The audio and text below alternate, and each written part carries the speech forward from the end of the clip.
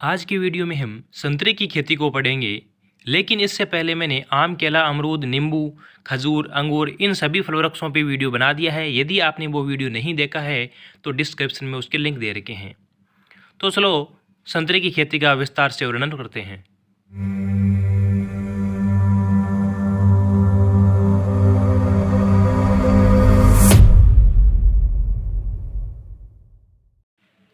संतरे का जो वानस्पतिक नाम होता है वो होता है सिट्रस रेटिकुलाटा।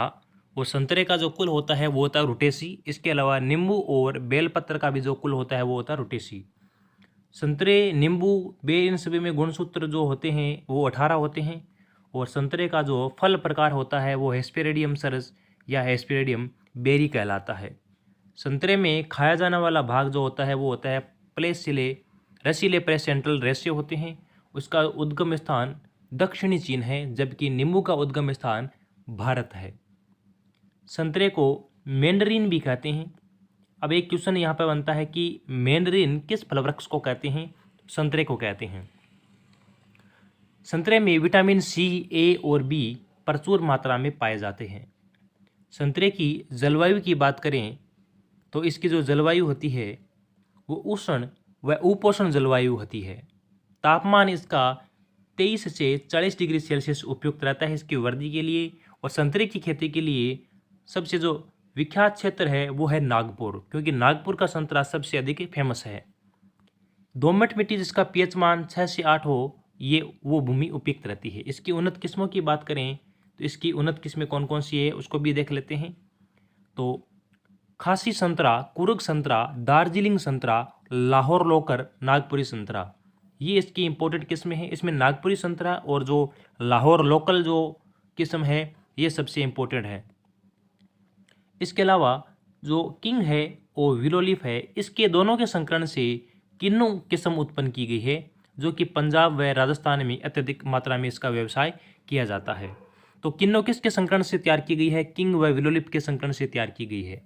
इसके प्रवर्धन की बात करें संतरे में तो कलिकाइन या बडिंग द्वारा इसका प्रवर्धन किया जाता है। और कलिकाय हेतु मूलवृंत जो होता है वो कौन कौन सी लिए जा सकते हैं? रंगपुर लाइम, जट्टी खट्टी यानी सिट्रस जम्बीरी भी बोलते हैं जिसको, कलियोप्टेरा, मैंडरीन, ट्रायर सिट्रेस तथा कर्ण खट्टा जो किस्में होती है ये काम में ली जा सकती है।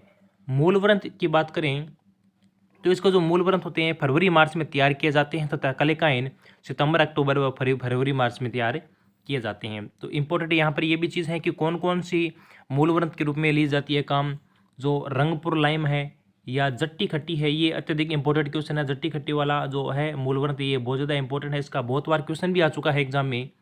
तो जट्टी खट्टी या सिट्रस जम्बीरी होती है ये मूलवृंत में लिया जाता है, या जो कर्ण खट्टा के समय ये काम में ली जाती है। तो मूलवृंत है वो तैयार किए जाते हैं फरवरी मार्च में, जबकि इस पर कलिका लगाने का काम सितंबर से अक्टूबर में होता है। इसके अंदर पौधरोपण की बात करें तो संतरे में जो पौधरोपण का काम होता है वो मई जून के अंदर पहले सबसे पहले गड्ढे खोदे जाते हैं और गड्ढों का आकार 90 सेमी रखा जाता है। और इसकी जो दूरी होती है वो 6x6 मीटर होती है, यानी पंक्ति से पंक्ति और पौधे से पौधे की जो दूरी होती है वो 6 मीटर की होती है। मई में खोदने के बाद जुलाई अगस्त में इसमें पौधे लगाए जाते हैं, लेकिन पौधे लगाने से पहले 1 किलो सुपर फास्फेट, 100 ग्राम क्विनालफॉस, 1.5% चूर्ण डाला जाता है। क्विनालफॉस इसके लिए डाला जाता है कि इसकी जड़ों में किसी भी प्रकार के कीट न लगें। इसके प्रमुख कीटों के बारे में बात कर लेते हैं तो फल चूसक मोथ जो है इसका प्रमुख कीट होता है। वर्षा काल में ये कीट फलों का रस चूसते हैं तथा कवक संक्रमण फैलाते हैं, जिससे फल सड़कर गिर जाते हैं। इसके नियंत्रण के लिए लाइट ट्रैप या विष चुग्गा होता है वो डालना चाहिए। विष चुग्गा में क्या होता है? 1% जो होता है वो मेलाथियान, बाकी 10% क्या होता है? गुड़ होता है। यानी यदि आपने 90 ग्राम गुड़ लिया है तो 10 ग्राम आपको जो विष चुग्गा है यानी मेलाथियान 50 ईसी उसका मिश्रण लेना पड़ेगा। इसको मिलाकर खेत में हम जगह जगह पर इनको टांग देते हैं। दूसरा जो कीट है वो है सिट्रस साइला। ये पौधों का रस चूसता रहता है तथा एक प्रकार का मीठा द्रव्य छोड़ता रहता है, जिससे काली फफूंद लग जाती है और विभिन्न प्रकार के रोग भी फैलाता है। इसके नियंत्रण के लिए डाइमिथोएट 30 ईसी 800 ml जो मात्रा होती है वो 500 लीटर पानी की दर से घोल बनाकर पूरी खेत में छिड़काव किया जाता है। इसके बाद छाल भक्षक कीट की बात करें, छाल भक्षक कीट ये तने में छेद करके तने को खोखला बना देती है, इससे पौधा कमज़ोर हो जाता है और गिर जाता है। और छाल भक्षक कीट के नियंत्रण के लिए क्विनालफॉस 25 cc जो तने में जो सुरंग बनाए गए हैं उसमें भर देना चाहिए। इसके अलावा नासी जीव जो सूत्रकृमि है, ये पत्तियों व टहनियाँ इसके कारण पीली पड़ जाती है और सूख जाती है और इसके कारण फल छोटे रह जाते हैं। इसके नियंत्रण के लिए फोरेट 10G 10 ग्राम पौधा या कार्बोफ्यूरॉन 2 ml प्रति लीटर की दर से घोल बनाकर छिड़काव करना चाहिए। नासी जीव सूत्रकृमि के बाद इसके प्रमुख रोगों को भी देख लेते हैं। इसके जो प्रमुख रोग है वो रोग है इसका एंथ्रेक्स रोग। एंथ्रेक्स रोग का जो दूसरा नाम होता है वो होता है श्याम व्रण रोग, जो कि आम और केले में भी पाया जाता है। कोलेटोट्रेचो नामक जो कवक होता है उसके कारण ये फैलता है और पत्तियों पर काले व भूरे रंग के फपेलोनुमा धब्बे दिखाई देते हैं और पत्तियां गिरने लग जाती है। इसके नियंत्रण के लिए कॉपर ऑक्सीक्लोराइड 3 ग्राम या मैनकोजेब 2 ग्राम प्रति लीटर पानी में मिलाकर इसका छिड़काव करना चाहिए। इसके बाद अगला जो रोग है वो है ग्रीनिंग, यानी जीवाणु द्वारा होने वाला यह रोग है जो सिट्रस साइला द्वारा फैलता है, जो कि सिट्रस साइला इसका प्रमुख ही कीट था। सिट्रस साइला जो कीट है ये जीवाणु द्वारा फैलाने वाला एक रोग है जिसको ग्रीनिंग कहते हैं, वो फैलाता है। इसमें रोग में क्या होता है, फल परिपक्व नहीं होते हैं और इसके नियंत्रण के लिए स्ट्रेप्टोसाइक्लिन या टेट्रासाइक्लिन जैसी जीवाणुनाशी का उपयोग किया जाता है। इसके बाद गोदांती या गमोसिस नामक रोग होता है इसके अंदर, जो कि फाइटोप्थेरा पाल्विवोरा कवक के कारण होता है।